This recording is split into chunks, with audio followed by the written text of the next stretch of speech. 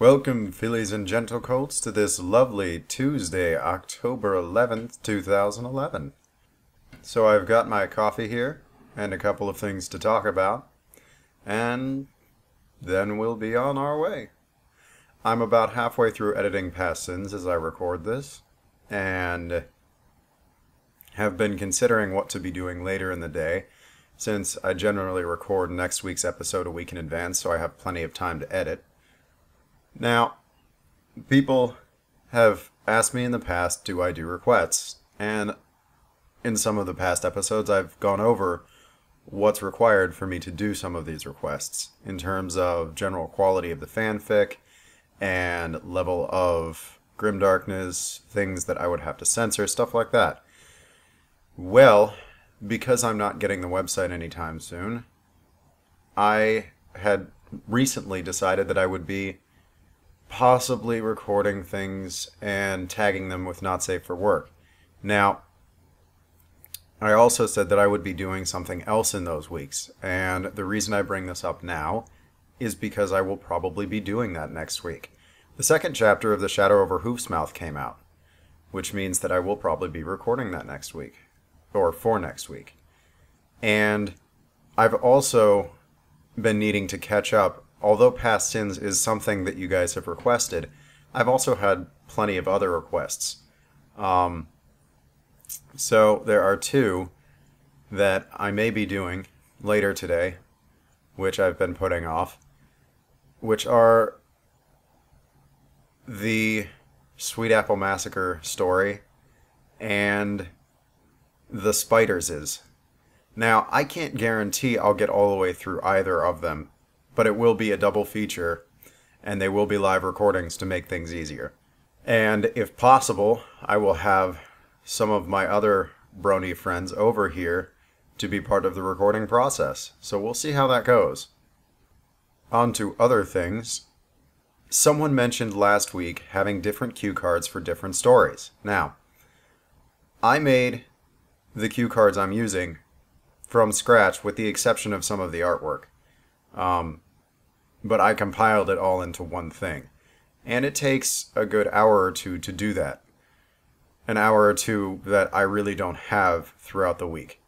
So, if possible, especially for Past Sins, I will eventually try and make different cue cards for different stories, because that is a great idea. As of right now, it's just a matter of time that I don't have. So when I do have the time, I will start doing that, because that's a great idea. Someone else also mentioned doing some kind of signature sign-off voice or signature phrase or something. I'm not opposed to the idea, but I'm not going to write myself a catchphrase because that seems kind of cheesy to me. If something happens to come out that sounds really awesome, then perhaps I will start using it as a signature phrase. But until then, perhaps you can all comment in the videos and start voting and talking to each other or something, I don't know. In addition to that, I wanted to say hello and give a shout out to Penstroke, who is actually subscribed now. That's right, guys, the Penstroke. I'm so excited. You have no idea. I was at work when I found out he, she, Pony, Roni subscribed and started a YouTube account just to be able to keep up with pony stuff online. And I just wanted to give a shout out and say thank you for not asking me to take my recordings of your story down. And hopefully you're enjoying them. In addition to that, let's see here. We have the weekly review, which for this week includes more of Project Horizons, which has been really good, but I haven't gotten much further in it. The Son of the Emperor 2, which continues to be an amazing story. It's very well written, but again, as I've said in the past, very, very dry. Those of you who don't like history won't like it. I love history. History fascinates me, and my degree is actually sort of a combination of history and psychology, so for me, it's just sort of more of the same. But the political intrigue that's being set up and the detail with which the author is crafting the world is phenomenal. Obviously, I've already read Shadow over Hoofsmouth 2 because I've started to realize that if I record things without reading them first, I get a lot worse recordings because I don't get a chance to use any of my acting training because cold reads just are terrible. There's a lot that you can do to get better at cold reads, which for those of you who don't know, a cold read is when you take a script and try to put voice to a character you've never seen before. This is standard practice in the voice acting world, wherein they will give you a sketch of the character, 2 or 3 words about the personality, and just say, create a voice for this. Now, that is amazing practice for the future when I hopefully will be auditioning for other roles, but for producing slightly more professional recordings for you all to enjoy, it's not a great practice. All it takes is an extra read-through, and it saves me time during the editing process because I don't stumble over my sentences as much. So, I've read The Shadow over Hoofsmouth 2, and it's slow going right now, but so was Lovecraft, which is what it's based off of. The Shadow over Innsmouth is an amazing story, and the author is doing a fairly good job of capturing that in The Shadow over Hoofsmouth. So, I'm interested to see where it's going. I've caught up with The Sun is Tired, and have that same sort of feeling every pony else gets, which is, please come out faster. It's going a little ridiculous for Celestia. She's starting to sort of lose her grasp on reality, and there's crazy cults and lots of guilt and remorse and drama. So, pick it up. It's cool stuff. And I finally managed to get to the progress stories. I'd avoided them for a really long time because they just seemed kind of, not childish, but sort of early. They were so early on in the fandom that I didn't know how to react to them, and the stories just didn't appeal to me. But as I've grown to like Luna more, and as I've sort of started expanding my own horizons in terms of reading, I thought I'd give it a shot. Because I'm not much for comedy, as you see with half of the recordings I do. And it's one of the best things that I've read thus far, especially the very first couple, Luna versus the Microwave being the first one. Because I didn't realize that half of the personality for Luna in the fandom comes from these stories. And the whole thing with the abacus, which I find hilarious, is also from these stories. So, if you've never read Luna versus the Microwave and some of the other progress stories, it's definitely worth checking out.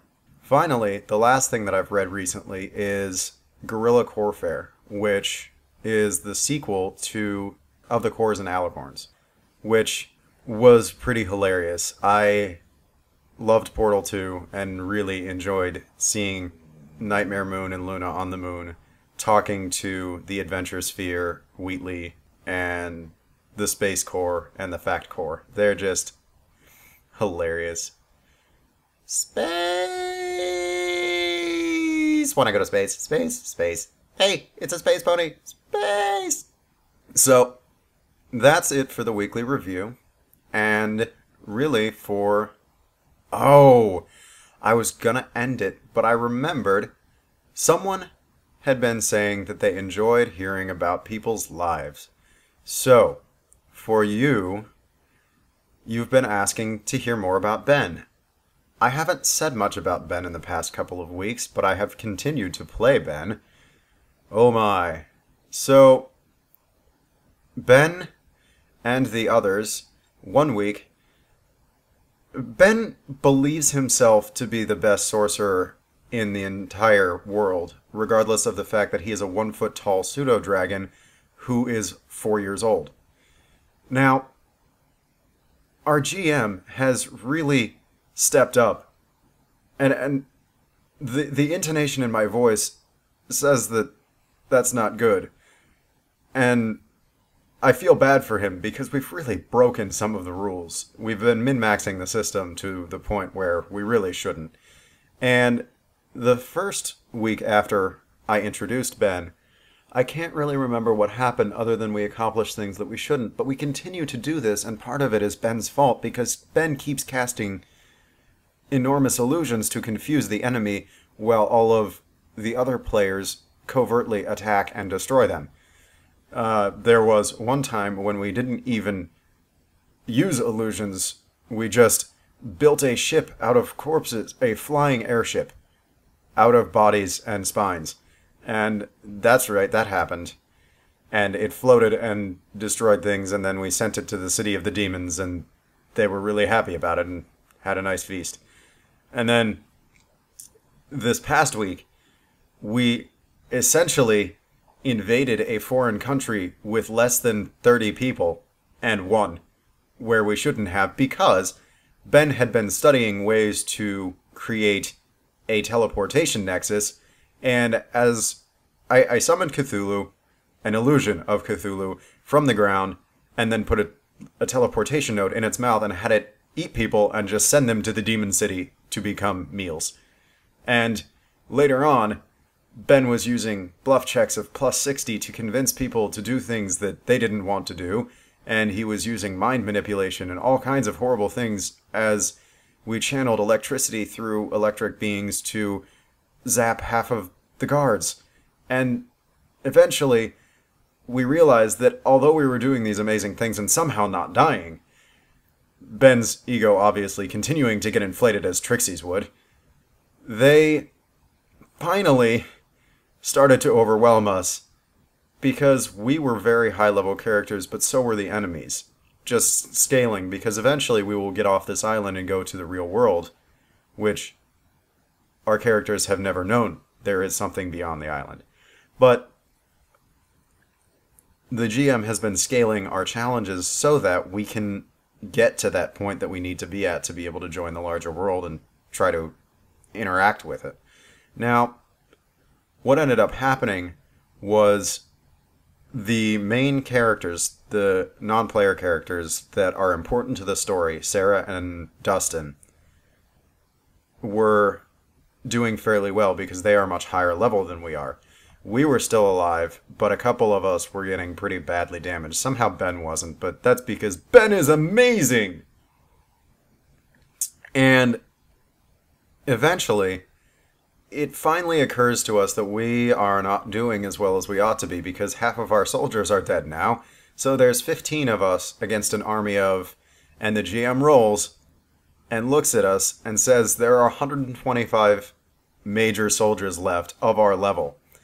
Now, one of our players falls and will die. So Ben casts an invisibility spell over him and the other guy, uses a teleport so that no one knows where they'll be when they reappear, and then teleports him back to a major, or was going to teleport him back to the major city, but he used a magic ring to be transported to somewhere safe. So Ben, in his invisible state just outside the city wall, decides to make a giant teleportation nexus directly linking this place with the major stronghold on our side, hundreds of miles away.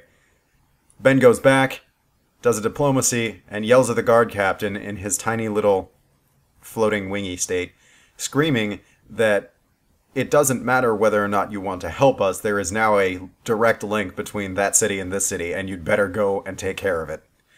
So the guard captain sends an extra 30 people, and Ben attaches himself under the armor of one of the other players and just starts casting healing spells to keep him up with the other people.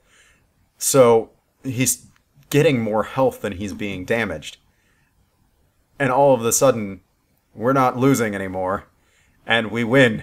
We take this city. We take this city that's the size of Poland, and all of a sudden, the border lines on the map get redrawn because this town was a major stronghold, probably 300 miles past the borderline. And thus we are awesome.